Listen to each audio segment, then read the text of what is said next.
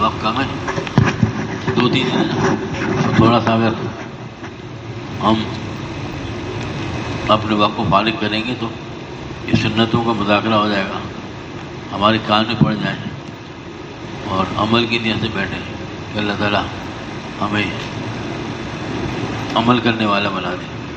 پہلے بھی عرض کر چکا ہوں کہ بھائی ایک سنت پر عمل کرنے پر 100 شہیدوں کا ثواب اور 50 صحابہ کے عملوں کا ثواب۔ 100 شہید، ایک شہید یہ بہت بڑی بات ہے، اور 100 شہید کا ثواب ملے اور پھر رمضان مبارک میں تو اجر بڑھ جاتا ہے۔ اللہ تعالیٰ کی طرف سے سیل لگی ہوئی ہے، اس سیل سے فائدہ اٹھانا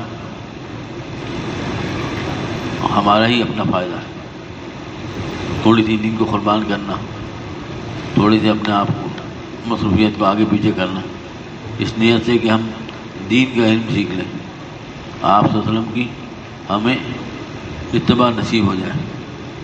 اللہ تعالیٰ نے فرمایا نا فاتبعونی یحببکم اللہ، اگر مجھ سے محبت کرنا ہے تو میرے محبوب صلی اللہ علیہ وسلم کی سے اتباع کرو۔ سلام کے متعلق ہدایت اور سنت ہے۔ سلام میں پہل تو اکثر علماء کے نزدیک سنت موقدہ ہے اور ابتدائی سلام کرنے میں تو اختیار ہے، لیکن سلام کا جواب دینا فرض ہے۔ سلام کا جواب دینا فرض ہے، اور انسان کے اندر تکبر ہوتا ہے، تکبر جو ہے بہت مشکل سے نکلتا ہے، اس کے لیے بہت آسان جو ہے عمل اگر ہم استطاع کر لیں گے، کیا ہے کہ جو سلام میں پہل کرتا ہے وہ بادیو کبر سے یعنی تکبر سے پاک ہو جاتا ہے۔ اتنی بڑی نعمت فرمایا کہ جو جس شخص کے دل میں رائے کے برابر بھی تکبر ہوگا وہ جنت کی خوشبو نہیں سونگے گا، جنت کی خوشبو نہیں سونگے گا۔ تو اب بتاؤ کہ جس کے اندر تکبر ہو کتنی خطرناک بات ہے، اور اس کو ختم کرنے کے لیے اللہ کے رسول صلی اللہ علیہ وسلم نے بہت آسان طریقہ ہمیں بتا دیا۔ کیا کریں؟ سلام پہ پہل کریں۔ صحابہ کرام رضی اللہ عنہ تو بہت اس کا اہتمام کرتے تھے، اور سلام کی جب نیکیاں پتہ چلی ان کو تو درخت کے پیچھے چھپ جاتے، پھر ایک دم نکلتے ایک دوسرے کو سلام کرتے۔ حکیم مختصر رحمۃ اللہ علیہ فرمایا کرتے تھے کہ پہلے ہر شخص جو ہے ایک دوسرے کو سلام کرتا تھا۔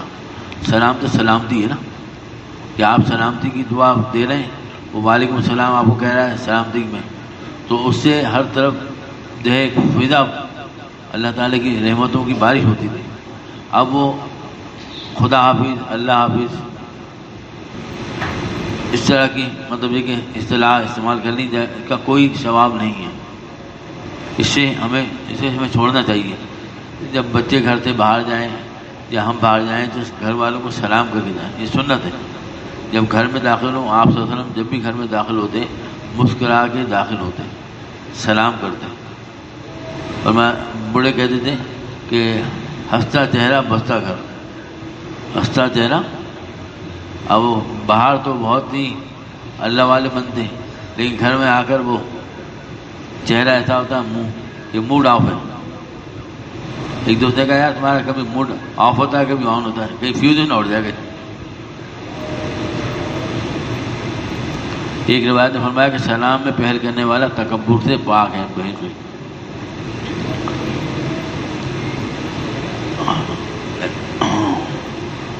جو شخص نماز پڑھ رہا ہو تو اس کو سلام نہ کرنا، اگر کوئی شخص تلاوت کر رہا ہو یا کوئی ذکر کر رہا ہو تو اس کو سلام نہیں کرنا جب اس سے فارغ ہو جائے۔ اسی طرح جب خطبہ ہو رہا ہو تو خطبے کے دوران بھی آگے سلام کرنا وہ بھی صحیح نہیں ہے، اور خطبے کے دوران تو بالکل خاموش رہنے کا حکم ہے. وضو کر رہا ہو یا بیت الخلاء میں ہو تو اس کو بھی سلام کرنا جائز ہے. سلام کرنے کا سنت طریقہ یہ ہے کہ زبان سے السلام علیکم کہیں. السلام یہ ہاتھ سے اشارے سے سلام نہیں ہوتا. السلام علیکم ورحمۃ اللہ وبرکاتہ. جب کسی مسلمان بھائی سے ملاقات ہو تو اس فوراً سلام کریں، اور پورا سلام کرنا یہ کہ سلام کے بعد مصافحہ بھی کریں. مصافحہ سنت ہے، مستحب ہے، لیکن سلام کرنا سنت موقدہ ہے. سلام کے بعد مصافحہ بھی کریں اور پھر اس کی خیریت پوچھیں. عورتوں سے مصافحہ کر سکتی ہیں. ایسا نہ ہو کہ پہلے مصافحہ کرنا سنت ہے. بہت سے خاندانوں میں ہوتا ہے کہ عید بقرعید پر جب ملتے ہیں نامحرم کو چھونا بھی حرام، چلے جائے کہ اس کی طرف دیکھنا حرام اور اس سے ہاتھ ملانا حرام. بعض جگہ تو ایسا غضب ہے، اللہ تعالیٰ حفاظت فرمائے، کہ معانقہ تک کرتے ہیں. مجھے لوگوں نے بتایا تو میں نے کہا یہ تو حرام ہے، حرام در حرام، تم یہ کیا کر رہے ہو؟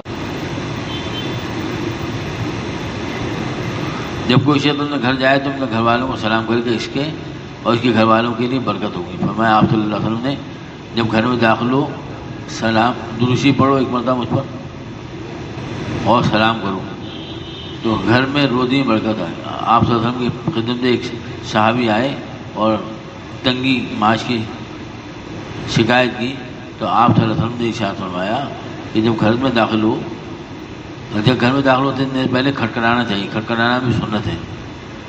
اور سلام ایک مرتبہ مجھ پہ درود شریف پڑھو اور ایک مرتبہ سورہ اخلاص پڑھو، انشاءاللہ روزی میں برکت ہوگی. اور آپ صلی اللہ علیہ وسلم جب گھر میں داخل ہوتے ہیں تو سلام کرنے کے بعد سب سے پہلے کام مسواک کرتے ہیں.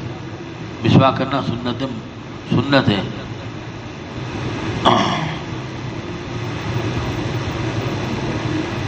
گھر میں جائے اور گھر والوں سے باہر آئے جب بھی سلام کرو. آپ صلی اللہ علیہ وسلم فرمایا کہ کلام سے پہلے سلام کرنا چاہیے. جو شخص سواری پر ہو تو اس کو چاہیے کہ پیدل چلنے والوں کو سلام کرے، اور جو پیدل چل رہا ہو تو بیٹھے ہوئے سلام کرے. اور جو لوگ قلیل تعداد میں ہوں وہ کسی بڑی جماعت پہ گزرے تو ان کو سلام کر دیں.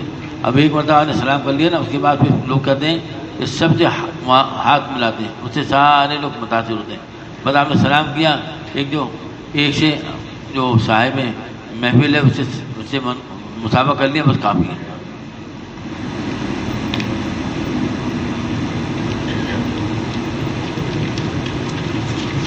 آپ سمجھو افشو السلام، سلام کو عام کرو. بچوں کو بھی سلام کرنا سنت ہے. آپ صلی اللہ علیہ وسلم بچوں کو سلام کرتے ہیں. یہود و نصارہ جو ہیں ان کو سلام نہ کریں. اگر وہ سلام کریں تو وعلیکم کہہ دیں بس.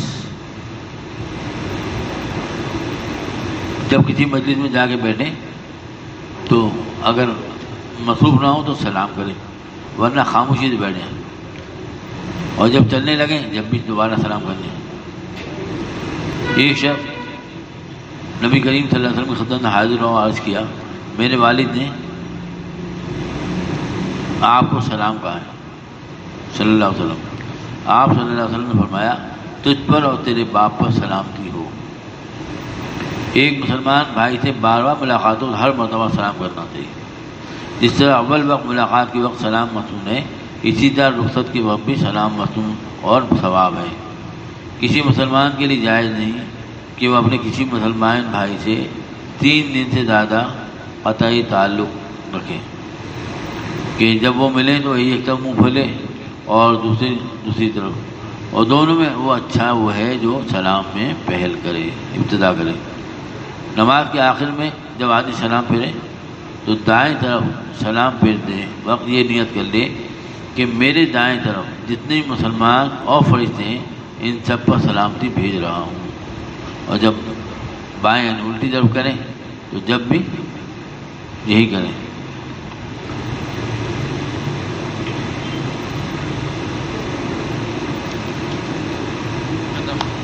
پتہ ہے بیٹا خاموش ہے.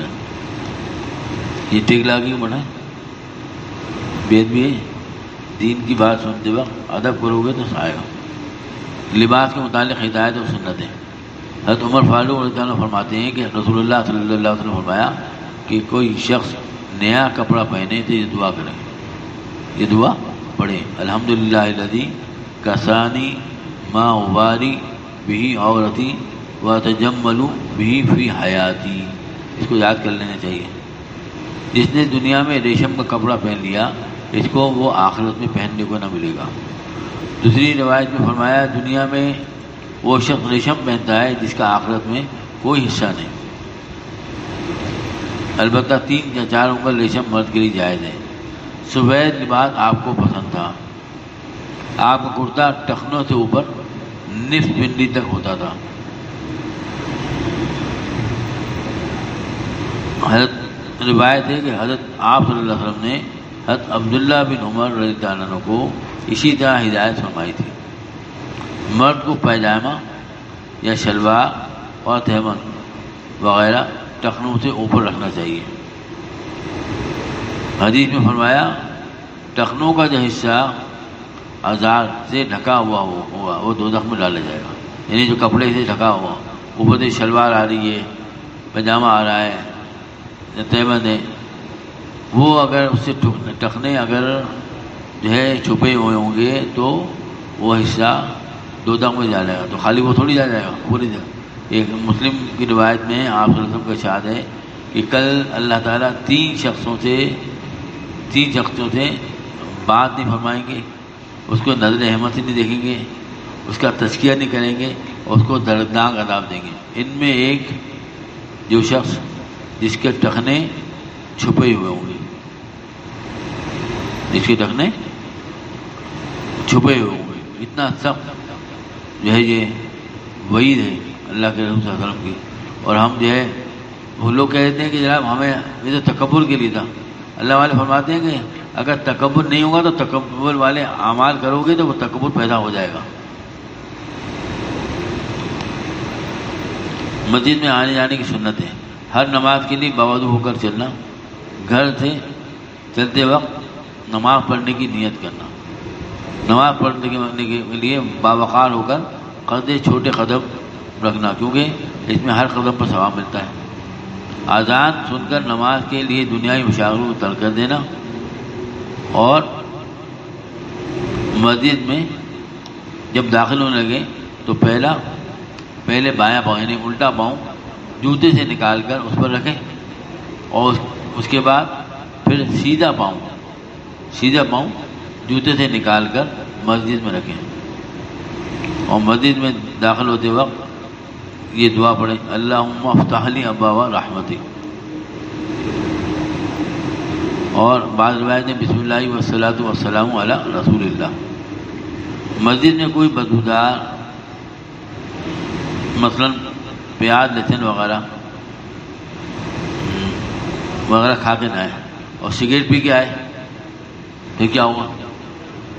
اور جو مسجد میں رہ کے سگریٹ پیے کیا ہوگا؟ فرشتوں کو اذیت دینا.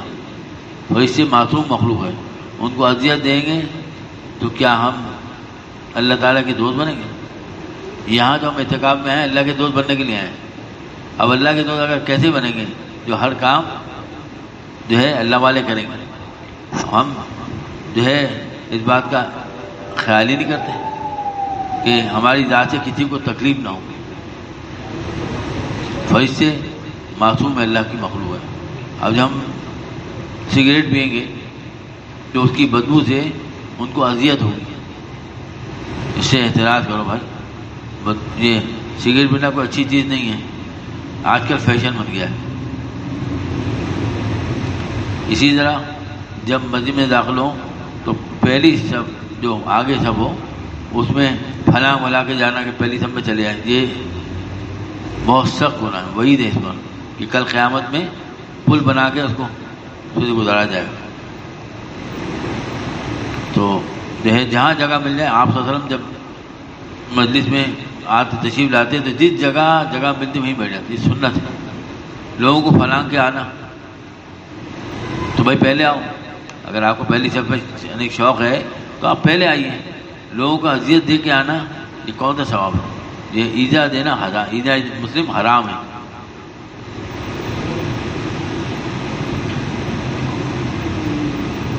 تکبیر اولیٰ کے ساتھ نماز پڑھیں. ہمیشہ جماعت کے ساتھ نماز ادا کرنے کا اہتمام کریں. جب تک نمازی جماعت کے انتظار میں بیٹھے رہتے ہیں اور برابر نماز پڑھنے کا ثواب ملتا رہتا ہے. اسی لیے انتظار میں گزرنے کی نماز کو بیکار نہ سمجھے. بول کے تیسرا کلمہ سبحان اللہ والحمد للہ ولا الہ الا اللہ واللہ اکبر. آپ صلی اللہ علیہ وسلم فرمائے نا کہ جب ذکر کے حلقوں میں بیٹھو اور ایسی جگہ نماز میں بیٹھو تو جو ہے میوے منہ چھٹ کھایا کرو. جنت کے میوے، یعنی جنت کے میوے آپ کو، یعنی آپ نے فرما دیا وہ آپ کو مل گئے.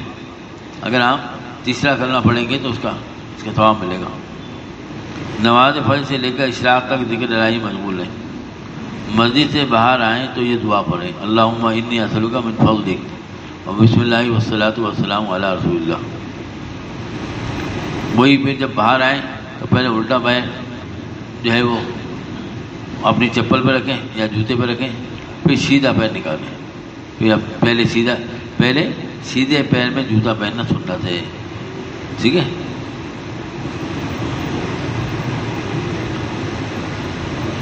بلا ضرورت بات نہ کریں. لوگ نماز پڑھ رہے ہوں تو ذکر و تلاوت زور سے نہ کریں. قبلہ رخ مسجد کے اندر یا باہر کہیں نہ تھوکیں. کسی طرح بھی گنگنانے سے احتیاط برتیں. قبلے کی طرف پیر نہ پھیلائیں. باہر گھومنے والی چیزوں کو مسجد میں تلاش نہ کریں اور نہ مسجد میں اس کا اعلان کریں. مسجد میں بندھن کپڑے یا کسی اور چیز سے نہ کھینیں.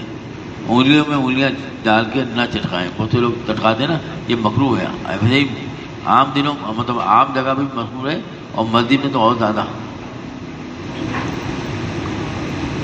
مسجد میں بیٹھنے کے لیے ایک جگہ مقرر نہ کریں، یہ مکروہ تحریمی ہے.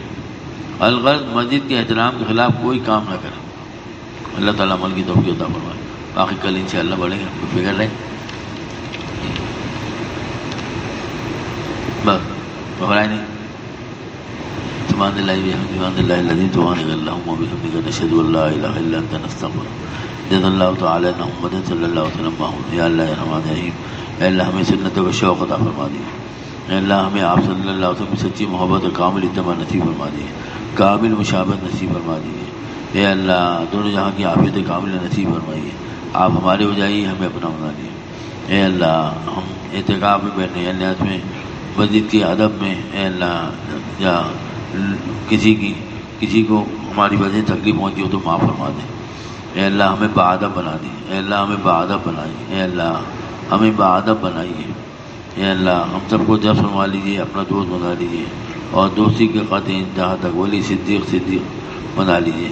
اے اللہ ہمارے گھر والوں کو بھی اے اللہ جذب فرما لیجیے. ہمارے محلے والوں کو بھی، ہمارے رشتہ داروں کو، دوستوں کو، سب کو جذب فرما لیجیے اور اپنا دوست بنا لیجیے اور دوستی کے قطع انتہا تک پہنچا دیجیے. اے اللہ حلال کی شادر روزی عطا فرمائیے. اے اللہ جتنے دن رہ گئے اے اللہ ہمیں اس کی قدر کی توفیق عطا فرمائیے. اے اللہ خوب ہم سے نیکیاں کرا لیجیے. اے اللہ ہمیں نیکیوں کی بھوک لگا دیے. اے اللہ ہمیں نیکیوں کی بھوک لگا دیے. اے اللہ ہمیں نیکیوں کی بھوک لگا دیے. اے اللہ ہمارے گھر والوں کو بھی جزائے خیر عطا فرمائیے اور جو ہمارے ساتھ اے اللہ جو ہے ہم تعاون کر رہا ہے اے اللہ اس کو بھی جزائے خیر عطا فرمائیے. اے اللہ آئندہ سال بھی ہمیں اعتکاف کی جو ہے نعمت سے محروم نہ فرمانا. اے اللہ آئندہ سال بھی اے اللہ مسجد نبی صلی اللہ علیہ وسلم کے میں اعتکاف کرنے کی توفیق عطا فرما. اے اللہ اسباب سے غیب سے انتہا فرما، اسباب غیب سے انتہا فرما، اسباب غیب سے انتہا فرما. بادب حاضری نصیب فرما. جی بیت اللہ عمر کی ساتھ نصیب فرما. بادب حاضری نصیب فرما. اے اللہ امت کے حال پر رحم فرما. اے اللہ امت کے حال پر رحم فرما. اے اللہ امت کے حال پر رحم فرما. اے اللہ ہدایت کی ہواؤں کو چلا دے. اے اللہ ہدایت کی ہواؤں کو چلا دے. ہمارے ملک کے شہر کے حالات دور فرما دے. اچھے لوگوں کے ہاتھ میں اقتدار دے دے. اچھے لوگوں کے ہاتھ میں اقتدار دے دیے. اے اللہ جان مال عزت آبرو کی حفاظت فرمائیے. اے اللہ جان مال عزت آبرو کی حفاظت فرمائیے. اے اللہ جان مال عزت آبرو کی حفاظت فرمائیے. اے اللہ اپنے شکر گزار بندوں میں قلیل بندوں میں محبوب بندوں میں ہم سب کو شامل فرما دیں. اے اللہ اپنے شکر گزار بندوں میں قلیل بندوں میں محبوب بندوں میں ہم سب کو شامل فرما دیں. اے اللہ ہم سب کو اپنے شکر گزار بندوں میں قلیل بندوں میں محبوب بندوں میں شامل فرما دیں. اے اللہ یہ رمضان آخری رمضان نہ ہو بار بار نصیب فرما. یا اللہ ایمان کے ساتھ اعلیٰ کی سلامتی کے ساتھ اے اللہ اپنی رضا کے ساتھ اے اللہ توفیقات کے ساتھ اے اللہ ہم سب کو بار بار نصیب فرما بار بار نصیب فرما اور ہمیں اسی طرح خوب نیکیوں کی توفیق عطا فرما. اے اللہ ہماری ٹوٹی پھوٹی عبادات قبول فرما. اے اللہ ہماری ٹوٹی پھوٹی عبادات قبول فرما. اے اللہ معاف فرما دیجیے ہم نے اے اللہ جو ہم سے اے اللہ بے کلامی ہوئی بے ادبی ہوئی اے اللہ معاف فرما دیجیے.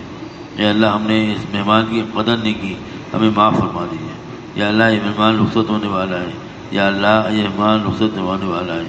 اے اللہ ہمیں معاف فرما دیجیے. ہم نے مہمان کی اے اللہ قدر نہیں کی.